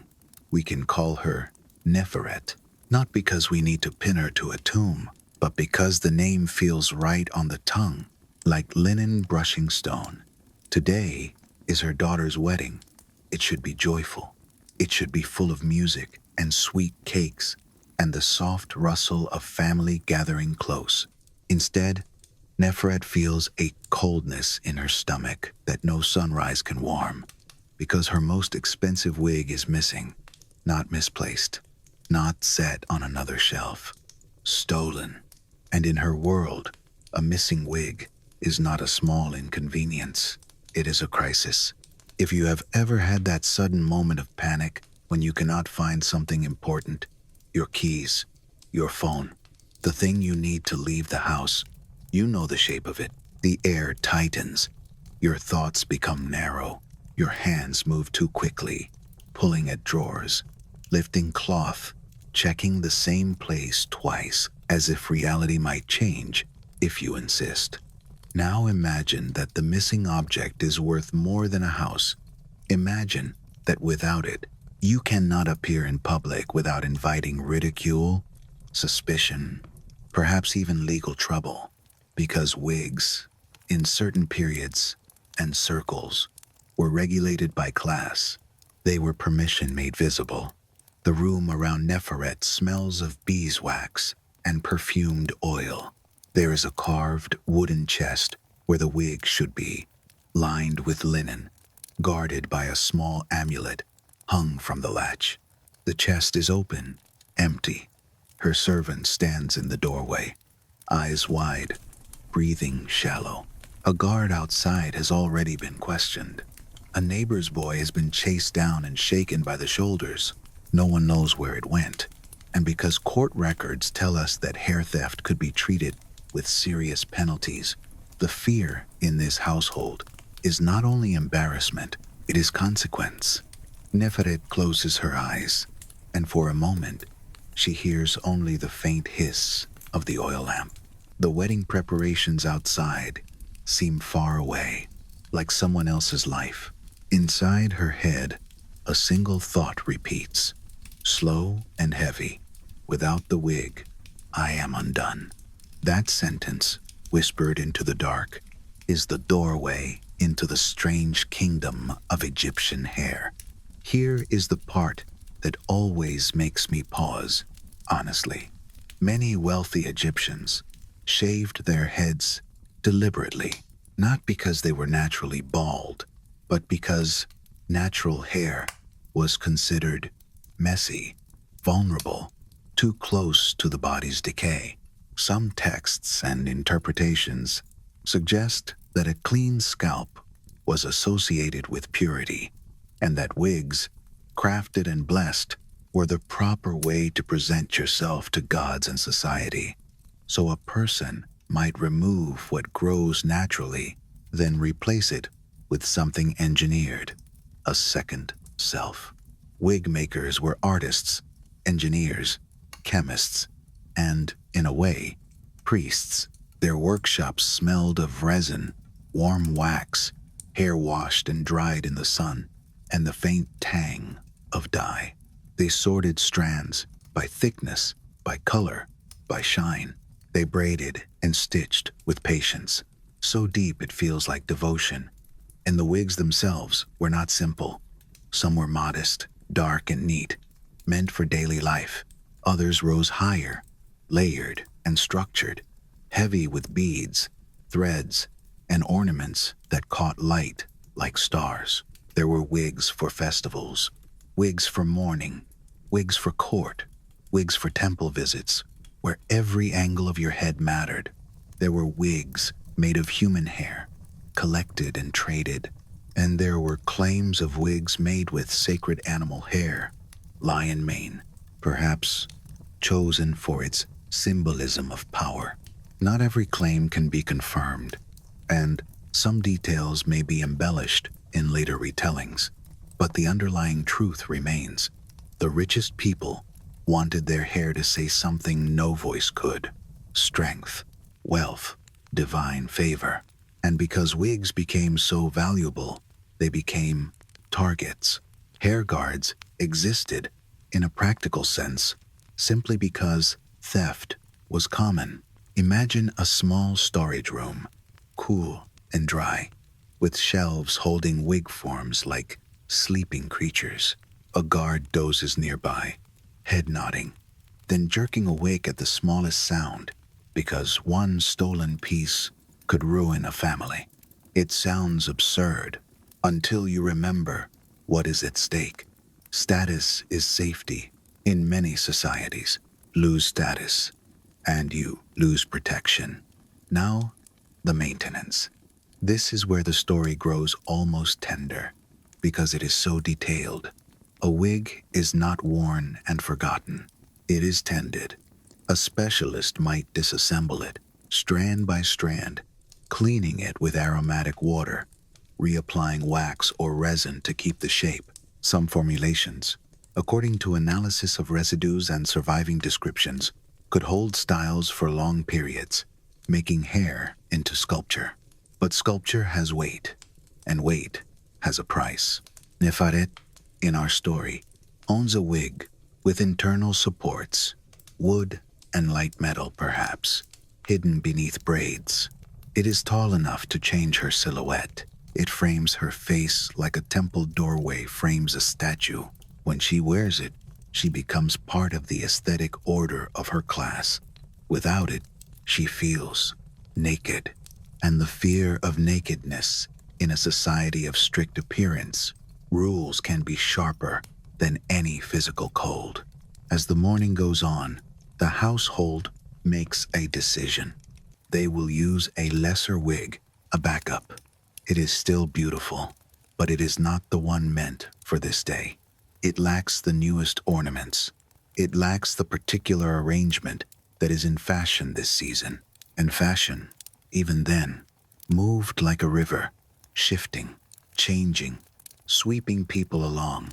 Nefaret's hands tremble as the wig is lowered onto her head. The scalp beneath is smooth, freshly shaved, a little sensitive. She feels the first touch of the inner lining, then the weight settling. The servant tightens the straps, adjusts the braids, tucks a strand, checks symmetry. The action is slow, careful, intimate. The servant's fingers smell faintly of oil and incense. When the wig is set, Neferet exhales, but the relief is thin, because she knows everyone will notice, and noticing can be cruel. At the wedding, the courtyard fills with voices. Sandals scuff on stone. Linen brushes linen. The air is heavy with perfume and dust. Someone laughs too loudly. Someone claps. Music starts. A gentle rhythm. Neferet smiles. The way you smile when you are trying to keep a secret. Her daughter steps forward, radiant, young, half frightened, half thrilled. Then, a rival family arrives, and here is another harsh truth of human nature. Someone else's joy can become your stage of competition. The rival women wear wigs that are brighter, taller, newly ornamented. One has a shimmering thread woven through braids, so it catches every flicker of sunlight. Another has a small cage-like ornament with a tiny bird inside, at least in the more extravagant stories, a living charm meant to carry prayers. Whether the birds were truly alive or merely depicted as symbols, the effect is the same. Everyone turns to look. Neferet feels her smile tighten. Her cheeks ache. She hears a whisper behind her, and she cannot tell if it is admiration for the rival or pity for her. This is how hair becomes warfare, not with swords, with silence, with glances, with the slow, crushing weight of comparison. Some letters and records, as scholars translate them, suggest a world where women stayed home for days if their hair maker was ill, where anxiety about appearance could confine a person like a prison. If you have ever avoided a social event because you felt you did not look right, you can understand it. Multiply it by a culture where appearance is bound to divine order, and the pressure becomes immense.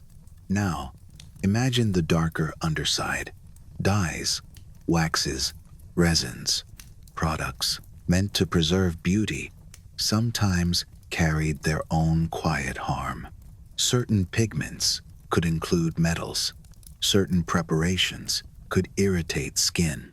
A person might develop sores under straps, rashes beneath the lining, headaches from heavy structures. A person might breathe in the scent of resins until their throat feels raw, but they keep wearing the wig because the alternative is worse. And then there were the extremes, the divine transformations. The public wig changes used to display royal connection to different gods, as some interpretations describe.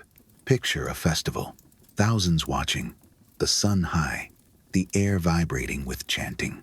A ruler stands on a platform, face calm, eyes lined in dark, protective kohl. Behind the ruler, a team moves like a coordinated machine, hands practiced, tools ready. In a few minutes, one wig is removed and another is set, each style symbolizing a different divine aspect. The crowd gasps, not only at the beauty, but at the precision. A single slip could be read as an omen. A single snag could become a scandal. It is like a ceremony performed on the edge of disaster, and disaster sometimes arrives. A strap fails, a support shifts, a towering arrangement tilts, a heavy ornament falls. Even without graphic detail, you can sense the chaos of a moment when a sacred performance breaks. Gasps turn to murmurs, murmurs to fear, fear to rumor. Because in such a world, a bad hair day is never only a bad hair day. It is a crack in cosmic order. When you sit with this long enough, the wigs begin to feel less like vanity and more like architecture. built over anxiety, a structure designed to hold back shame, a tower of hair and wax built to convince the world and the self that chaos can be controlled. Back in Neferet's home, after the wedding, the stolen wig does not reappear. Days pass. Then, a rumor comes, soft as dust. The wig was seen at a market, offered quietly to a buyer who asked no questions. Or it was taken to another city, or it was dismantled, braids cut, ornaments removed, sold as separate pieces so it could never be traced. Neferet sits by her lamp and stares at the empty chest. She feels grief that seems too large for an object. But it is not only the object she lost, it is the security the object gave her, the identity, the illusion of permanence.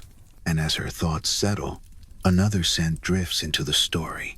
Because hair was only one battlefield, the air itself was another. Perfume, fragrance, invisible power. There were even people employed for the sole purpose of watching other people's hair. It sounds petty until you picture how much wealth could be balanced on a single head. A family might send a servant to a rival household under the excuse of delivering bread or borrowing a tool, and that servant's real job was to glance, to memorize, to return with a report. The braid pattern is changing. The ornaments are new. The color has shifted toward a deeper black. The height is increasing. The style is moving in the direction of the palace. Hair espionage, in the soft language of necessity. And inside the homes of the wealthy, there were those who fell into what some texts describe as a kind of crown madness, an obsession with arranging and rearranging, adjusting and checking, losing hours the way sand slips through fingers. A woman might sit before her mirror from morning to noon, then from noon to afternoon, turning her head slightly left, slightly right, searching for an imperfection that no one else can see. Her stomach forgets hunger. Her mouth forgets water. Her mind narrows to a single task. Sometimes the body pays the bill. Dyes that deepen color can carry metals. Waxes and resins can trap heat against the scalp. A heavy wig can pull at the neck until headaches bloom behind the eyes. And in the most extreme stories, people experimented with ways to anchor these structures more permanently, tightening straps, adding hidden supports, even modifying the scalp so the wig could sit more securely. It is hard to prove the full extent of such practices, but it is easy to believe that desperation would try anything, because desperation is always looking for a promise. What is certain is that when archaeologists find bodies, they sometimes find the quiet evidence of obsession: shaved scalps, preserved hair pieces, pigments that linger in the fibers, residues that hint at long hours spent building an image meant to last longer than flesh. It is a strange tenderness, thinking of someone going to such lengths, not because they are shallow, but because they are terrified of being dismissed. So let the image of Neferet's empty chest fade like smoke. Let the weight of those wigs lift from your mind. And as you breathe, notice the air around you now, the simple scent of your room, the soft fabric, the faint warmth of the fire in our imagined space, because the next chapter drifts on the very thing we inhale. Tonight, let the air be your doorway. You can feel it even now, the way breath moves in and out without asking permission, the way a room holds its own quiet scent, fabric warmed by bodies, a trace of soap, maybe rain if it visited earlier, maybe dust if the day was dry. Scent is strange like that. It slips past the mind and goes straight to memory, straight to feeling, straight to those hidden places where old years are stored like folded linen. Ancient Egypt understood this with a kind of brilliance that makes me uneasy. Not because perfume is evil, not at all, but because they treated fragrance as power you could carry invisibly, like a secret knife that never needed to be drawn. If you were walking near the Nile at dusk, you might notice the way the river air changes. It cools. It becomes damp and sweet. Reeds release a green smell. Mud banks breathe something ancient. Clay and minerals and old roots. Then, as the sun lowers, another scent might drift across the water. Frankincense, myrrh, resin warmed on a brazier. Those smells were not only pleasant, they were signals. They meant the temple was awake. They meant prayers were rising. They meant someone, somewhere, was trying to speak to the gods in the language of smoke. Now imagine that language being bottled, a jar, small enough to hide in a sleeve, holding an entire mood. Some accounts say the tomb of Tutankhamun held many fragrance vessels, and it is true that archaeologists found oils, unguents, and scented materials preserved in that sealed darkness, still potent in their own quiet way after thousands of years. The idea that scent can endure is not a myth. Resin and oil can cling to stone and wood, and a sealed jar can protect a smell like a whisper kept safe in a closed hand. So let us step into the palace world again, where perfume was not only for the living, but also for eternity. In our mind, the year is 1323 BCE, a date that tastes like dust when you say it because it is so far away. A young pharaoh has died. Priests move through corridors with soft sandals. Torches hiss. The air is thick with sacred oils. Somewhere deep inside the tomb, jars are arranged like a library of invisible stories. Each jar contains a blend, and each blend is meant to do something. Calm the heart, invite a god, mark a person as high status, mask the scent of sweat and mortality, or, in the more ambitious claims, tilt the mind of whoever inhales it. It sounds like marketing. It probably was, at least in part. Yet modern science agrees with something simple. Scent affects emotion and memory. That alone is enough to make perfume a political tool. You do not need literal mind control for fragrance to change a room. You only need humans. Let me tell you about a perfumer named Ketty. Maybe he existed exactly like this. Maybe he is a composite shaped by several stories. But he represents something that is documented across time. When knowledge becomes valuable, people will try to steal it. Ketty works in a workshop near a temple complex. The room is dim, not because they love darkness, but because heat and light change oils. There are stone mortars, stained with resin. There are bowls with thick pastes. There is a low distillation pot that sings faintly when water warms beneath it. He moves carefully, not hurried, never splashing. You learn quickly in such work that myrrh from Yemen, nard from distant mountains, cinnamon that traveled so far it almost seems imaginary. Each ingredient has its own story. Each story has its own cost.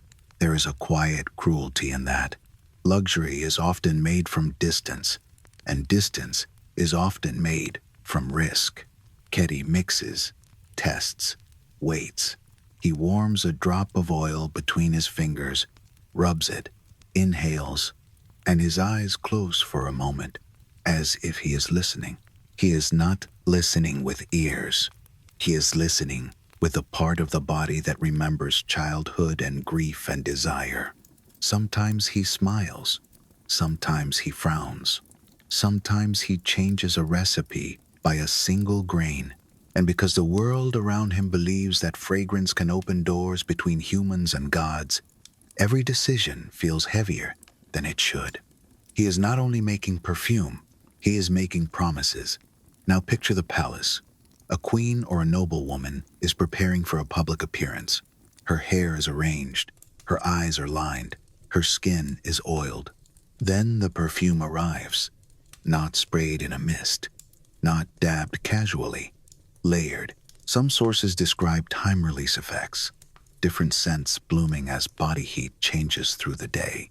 Whether the technique was precisely engineered or simply discovered by experience, it is easy to imagine. Oils evaporate at different rates, resins cling longer, citrus notes rise fast and vanish, spices hold. If you build a blend like that, the story of the scent can unfold slowly.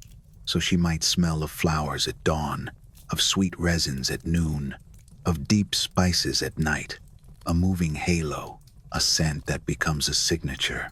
And because humans attach meaning to signature, the perfume becomes part of identity.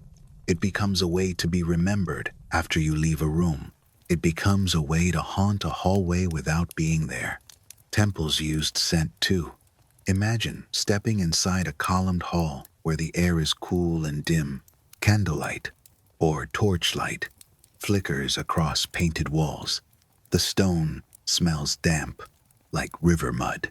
Then incense hits you, and your mind changes without asking. A floral blend for fertility prayers, a woody blend for strength, a dark, complex blend for funerary rites. When a society learns that scent can guide emotion, the temptation to use it for control is enormous. Priests might insist you wear the correct fragrance for the god you approach, not because the god truly cares about perfume, but because the priesthood cares about order, about rules, about gatekeeping. And perfume was a gate. Now, the darker edge, industrial competition, espionage, kidnapping. We have accounts from many cultures of craftsmen being taken, coerced, forced to share secrets. The details vary, and some stories are surely exaggerated. But the pattern is familiar. A person who knows how to make a coveted thing becomes a person who can be owned. Ketty is walking home one evening. The street is narrow. The air is warm and smells of cooked bread, smoke, animal dung, and river damp. He carries a small jar under his arm, wrapped in cloth. He hears footsteps behind him. Not fast, not slow, just present. He tells himself, it is nothing. He keeps walking. The footsteps keep walking too. When he turns a corner, hands close around him, cloth presses against his mouth. He struggles, but the world blurs. He smells something sweet and heavy, perhaps a drugged rag, perhaps only panic blooming in his throat. He wakes in a different room, a palace room, foreign architecture, perhaps, or simply a rival household. The point is that the walls are not his, the air is not his, and the people watching him want the same thing, his recipes. They speak to him politely at first, offer food, offer comfort, offer coins. Then their politeness becomes colder. They do not need to harm him dramatically. They only need to keep him there, away from his life, until he yields. Ketty sits, day after day, under candlelight, writing formulas in a code only he understands, or pretending to, or giving half-truths, or giving truths and then watching them be twisted. It is a quiet kind of captivity, and that makes it more eerie, because it looks almost like work. He is not in chains. Perhaps he is simply not allowed to leave. That is how power often works, softly. Now, a breath. Let us ease the grip. Feel your jaw unclench. Let the idea of scent become gentle again, because even in the middle of control and competition, fragrance was also comfort. It was a way to make the body feel cared for. It was a way to mask the world's harshness. It was a way to carry a little beauty in a hot, dusty day. And the Egyptians loved beauty enough to push it into the body itself. This is where we drift into the next chamber of the story, the chamber that smells less like incense and more like metal warmed in a hand. Body modification, scarification, tattooing, piercing, dental work. These practices existed in many ancient cultures, and in Egypt they carried layers of meaning: protection, identity, devotion, status. Some modern claims about elaborate surgical sophistication are debated, and we must be careful not to turn every mark into a sensational headline. Still, physical modification was real. Tattoos have been found. Scar patterns have been studied. The human desire to inscribe meaning on skin is older than writing. Picture a woman in a small room near a temple, sitting on a mat. The air is thick with herbs. A bowl of ink sits nearby, dark and glossy. A practitioner holds a needle or a sharp tool, perhaps bronze, perhaps bone, perhaps a bundle of points. The woman's hands are steady, not because she feels nothing, but because she has decided that meaning is worth discomfort. The practitioner begins. A tiny puncture, another, a line forming. Slowly, between each touch, there is a pause, breath, a murmur, maybe a prayer, maybe a song under the breath to keep the mind from running. The ink sinks into skin, and the skin swells, and the mark becomes part of her. Some tattoos were likely simple patterns. Some may have been complex. Some may have belonged to priestesses or performers, serving as protective symbols. We cannot always know the story behind each design, but we can imagine the feeling, the way the body changes, the way identity feels more solid when it is written on you. Then, scarification. Imagine a pattern planned like architecture, placed along the body where movement will show it. The practitioner uses a blade. The cut is small, controlled, repeated. The person receiving it holds still. The room is quiet except for breath and the soft scrape of tool against skin. Later, when healed, the scar rises like a rope under the surface. A design you can feel with fingertips in the dark. Protection, they might say. Beauty, they might say. Proof of devotion. And then piercings. Ears, of course. Noses, perhaps. Other places too, in some accounts. Jewelry that gleamed and marked status. Gold, faience, stone. The dark twist is not the act itself. The dark twist is what happens when social pressure turns a choice into a requirement. When a person without marks is called incomplete. When a person without jewelry is called unworthy. When a person feels they must cut or pierce or ink themselves to be seen as fully human in the eyes of society and the gods. The pressure becomes a kind of invisible hand guiding bodies into pain. And then, the royal world again, where the stakes rise higher. There were beautifiers who served the pharaoh, people whose job was not merely to apply color, but to maintain divine authority through appearance. Whether every detail of their protocols survived exactly, we can still see the shape of the truth. Those who worked close to rulers lived under intense expectations. Imagine a man named Kamwaset. He rises before dawn. The palace is still sleeping. The corridors are cool. He walks with a small lamp, flame trembling, casting long shadows that sway like reeds in wind. His footsteps are soft. He has learned to move like a ghost because noise is disrespect. He bathes, not quickly. He bathes with intention, with natron or scented water, because touching a divine face requires a certain kind of ritual cleanliness. He rubs his hands until they ache, not from dirt, but from fear of contamination. He recites words he has recited so many times they have worn grooves in his mind.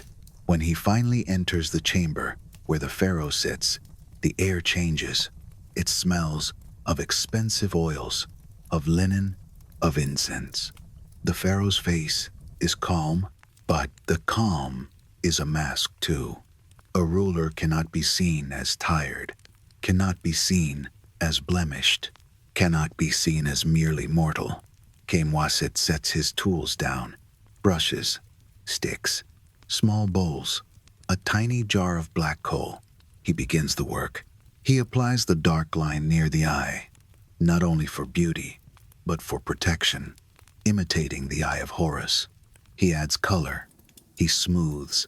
He checks symmetry in a polished mirror. The mirror catches candlelight and turns it into a moving stripe. He does not breathe too hard.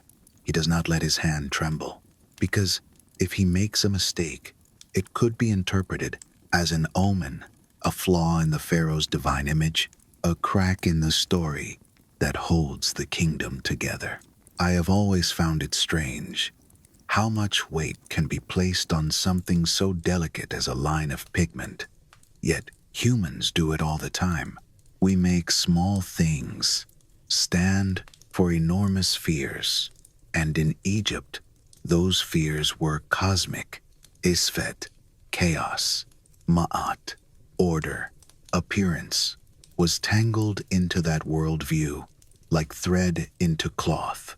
So perfume, tattoo, wig, kohl, gold skin, none of it was only vanity. It was a daily attempt to hold the world steady. And that is what makes the story dark, in a quiet way, because you can spend your whole life holding the world steady through rituals, and still, time moves. Floods come, dynasties fall, bodies fail, the river keeps breathing, the dust keeps settling. As we let this part soften, I want you to imagine the museum hush again, a modern museum, cool air, polished floors, a glass case with small cosmetic jars. The lights are gentle, designed to protect old pigments. You stand there, listening to your own footsteps, and you can almost sense the hands that once held those jars, hands that believed a scent could summon a god, hands that believed a tattoo could protect a soul. The glass between you and the past is thin. Deep time presses close, and the next chamber is darker still, not because it is violent, but because it deals with the ultimate makeover, the one performed when breath stops, and the ritual continues anyway. Let the room stay dim. Let the fire be steady. If you are drifting, that is good. If your thoughts are floating, that is even better. We are going to step into the quietest place in this whole story, a place where voices soften on their own because the air feels heavy with what humans cannot fix: death. In ancient Egypt, death was not an ending you shut the door on. It was another doorway, and they decorated the doorway the way they decorated everything else. When I first read about their preparations for the afterlife, I remember feeling a strange mix of awe and sadness. Awe at the craft, sadness at the anxiety underneath it. You know that feeling when someone tries very hard to control something uncontrollable? You can admire the effort and still wish they did not have to carry that fear. Mummification was, in part, preservation, but it was also presentation, a final performance, a last argument against decay. Picture a chamber where the air is dry, where natron sits in bowls like pale sand, where linen strips are stacked and waiting. The walls are cool. The floor is scattered with dust that does not quite settle because footsteps keep disturbing it. There is a body on a low table, not a horror scene, not graphic, just a stillness. The kind of stillness that makes you hear your own breathing loudly. A priest murmurs. An embalmer, skilled and calm, begins the work. Their hands move with quiet confidence, the way hands move when they have done something 1,000 times and still treat it as sacred. They wash the body, they anoint it, they dry it. Time stretches here because the work takes time. Days, weeks, sometimes longer. And during that time, the idea of beauty does not vanish, it deepens.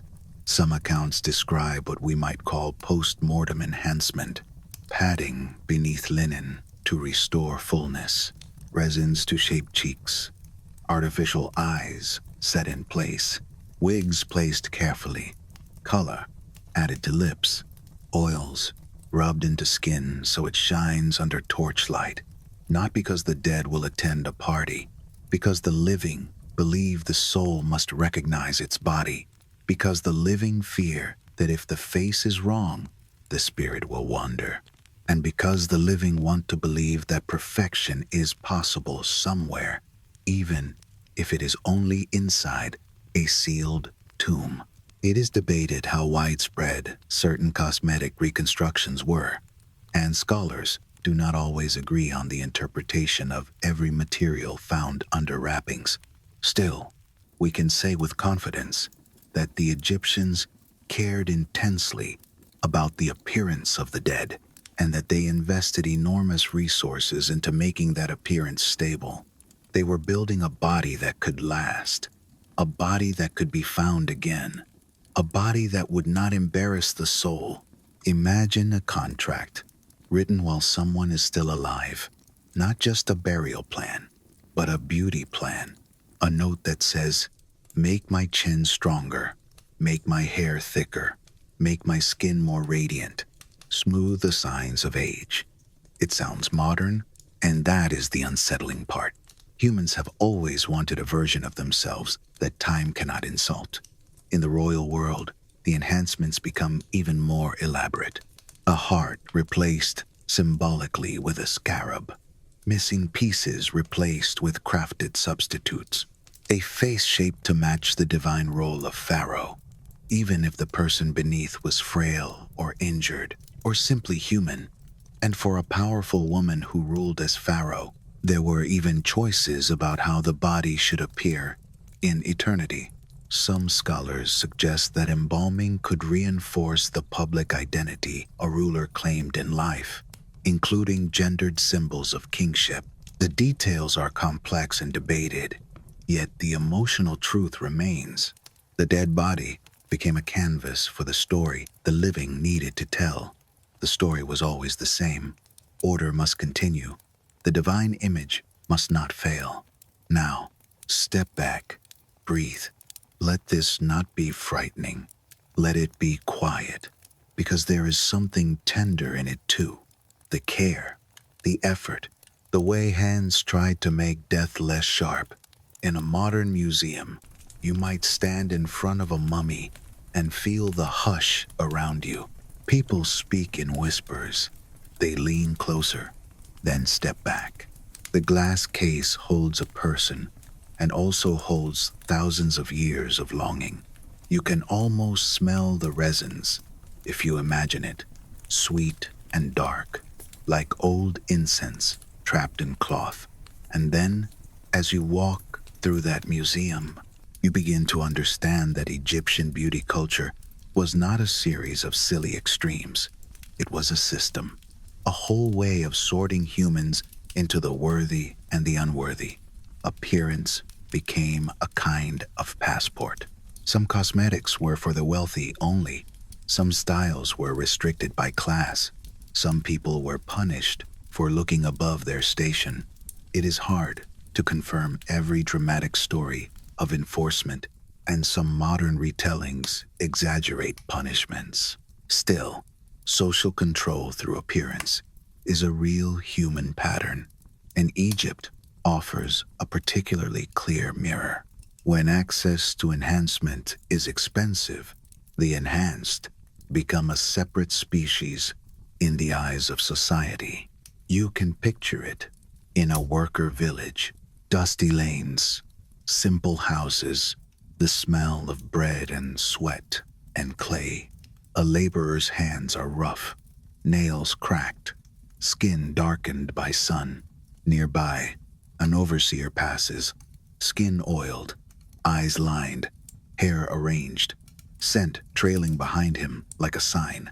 The difference is visible, And because it is visible, it becomes moralized. The beautiful are assumed to be favored. The plain are assumed to be lesser. That assumption is a quiet violence.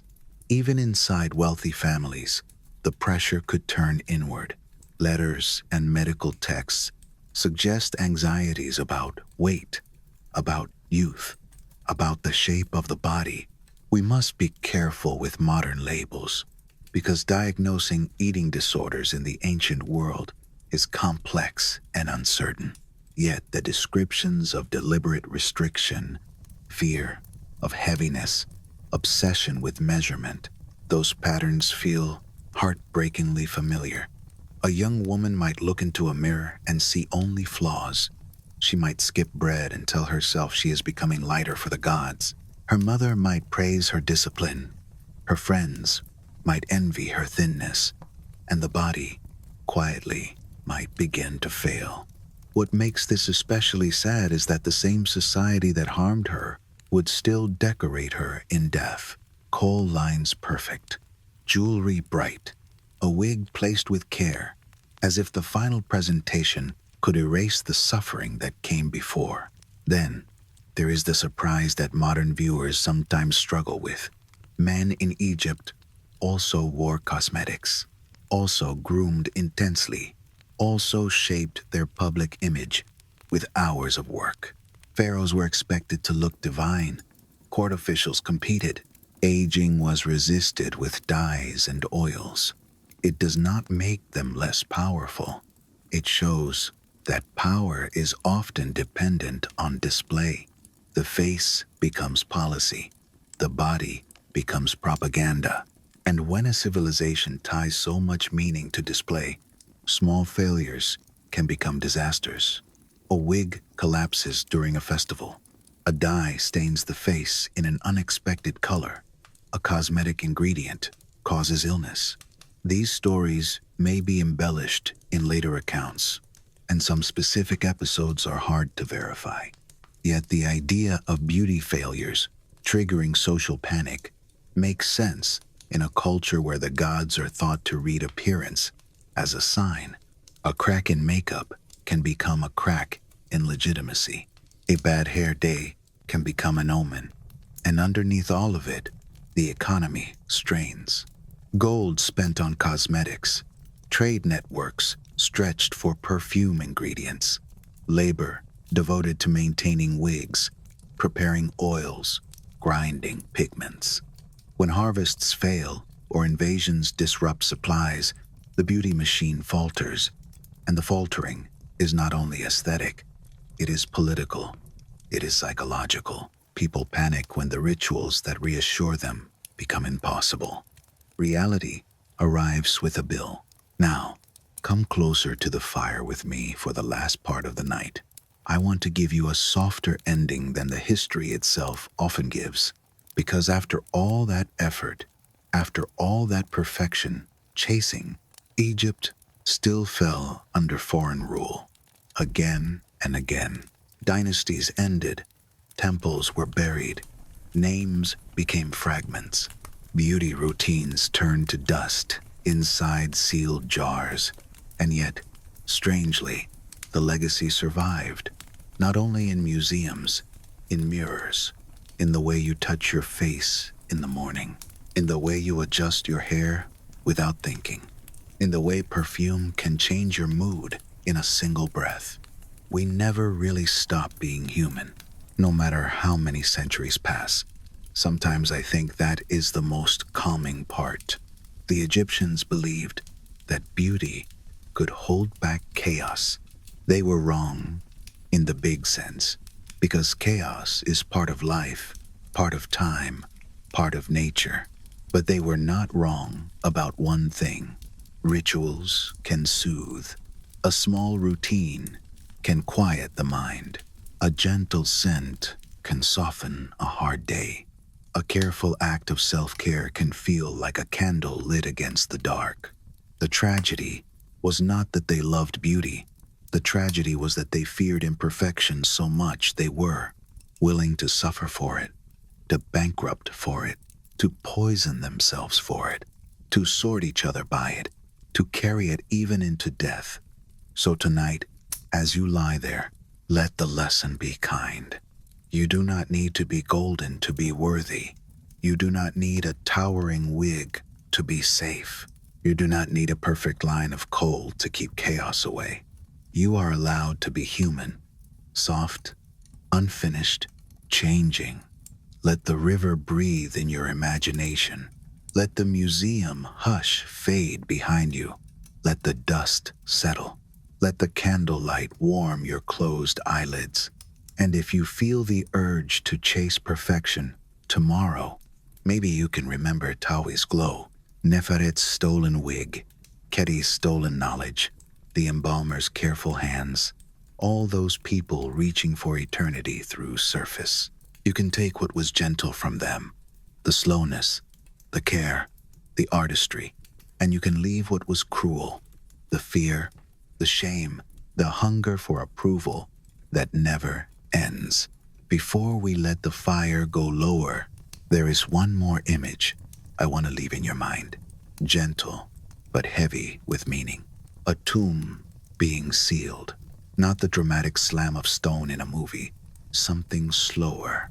Workers murmur. Ropes tighten. The last of the offerings are carried inside. The air tastes like limestone dust. Torches flutter outside. Night insects begin their thin music. Someone, maybe a son, maybe a wife, stands a little apart, hand pressed to their own chest, as if to hold the heart steady. They know this is final, and still, they want to believe it is not. The door closes a little, then more. Each inch of movement feels like a year. When the stone finally settles, the sound is not loud. It is a dull, soft thud. And after that, silence. The sealed chamber begins its long work of forgetting. That is the real shadow behind all the beauty rituals, I think. Not only the pressure of perfection, but the certainty that time will still erase most names, even when gold is used, even when fragrance is trapped in a jar, even when linen is wrapped with such careful hands.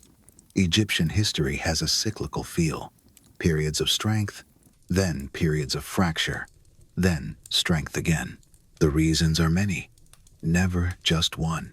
Politics, harvests, disease, foreign pressure, the river's own moods.